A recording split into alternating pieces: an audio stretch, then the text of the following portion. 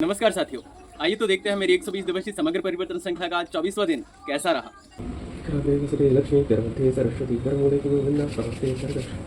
प्रातः स्मरण मंत्र का जाप करने के उपरांत नित्य क्रिया से निवृत्त हुआ और अपनी देह का जायजा लिया। आप लोगों को सूक्ष्म व्यायाम के 6वें अभ्यास के बारे में बताकर मैं अब अपना योग अभ्यास करने हेतु उद्यत हुआ। मैंने अपने योग अभ्यासों का आरंभ प्रतिदिन की भांति ही सूक्ष्म व्यायामों के अभ्यास से किया, जिसमें मैंने पैर की उंगलियों का, टखनों का, पिंडलियों का, घुटनों का, जंघाओं का, कटी का, हाथ की उंगलियों का, हाथ के पंजे का, हाथ की कोहनी का, कंधे का, ग्रीवा का, प्रत्येक अंग का सूक्ष्म व्यायाम पूर्ण किया और मैं प्राणायामों का अभ्यास करने हेतु तत्पर हुआ। मैंने प्राणायामों के अभ्यास में अनुलोम विलोम प्राणायाम, भ्रामरी प्राणायाम, कपालभाति प्राणायाम और शीतकारी प्राणायाम का अभ्यास किया। इन अभ्यासों को पूर्ण करने के उपरांत मैंने ओमकार का उच्चारण किया और शांति पाठ करने के उपरांत अब बारी थी आसनों का अभ्यास करने की। मैंने सर्वप्रथम गौमुखासन का अभ्यास पूर्ण किया। तत्पश्चात मैं आज मार्जरी आसन का अभ्यास भी करने वाला था। मार्जरी आसन आपके मेरुदंड अर्थात रीढ़ की हड्डी को लचीला बनाता है। साथ ही यह आसन कमर और पीठ के दर्द में भी आराम प्रदान करने वाला है। मार्जरी आसन का अभ्यास पूर्ण करने के उपरांत मैंने वज्रासन और पद्मासन का अभ्यास किया। अब बारी थी ताड़ासन का अभ्यास करने की, तो मैं अपनी जगह पर खड़ा हो गया और मैंने स्थिति ली ताड़ासन की। ताड़ासन का अभ्यास पूर्ण करने के उपरांत मैंने प्राणायामासन का अभ्यास किया। आज की यौगिक अभ्यासों को यहीं विराम दे मैं चला गया स्नान करने हेतु। स्नान करके आकर मैंने श्री हनुमान चालीसा का पाठ किया, जो कि मुझे बल बुद्धि विद्या प्रदान करने वाला और समस्त क्लेश विकारों को हरने वाला है।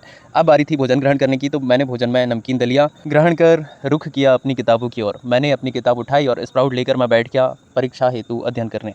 अध्ययन समाप्त करने के उपरांत अब बारी थी संध्याकालीन बेला में ओम का उच्चारण करने की, तो मैंने ओम का त्रिमात्रिक उच्चारण किया, जो कि मुझे शारीरिक, मानसिक व आध्यात्मिक तीनों ही तल पर मजबूती प्रदान करेगा। ओमकार का उच्चारण करने के उपरांत मैंने अपना बोरिया बिस्तर पैक किया और चल पड़ा अपनी गाँव की ओर।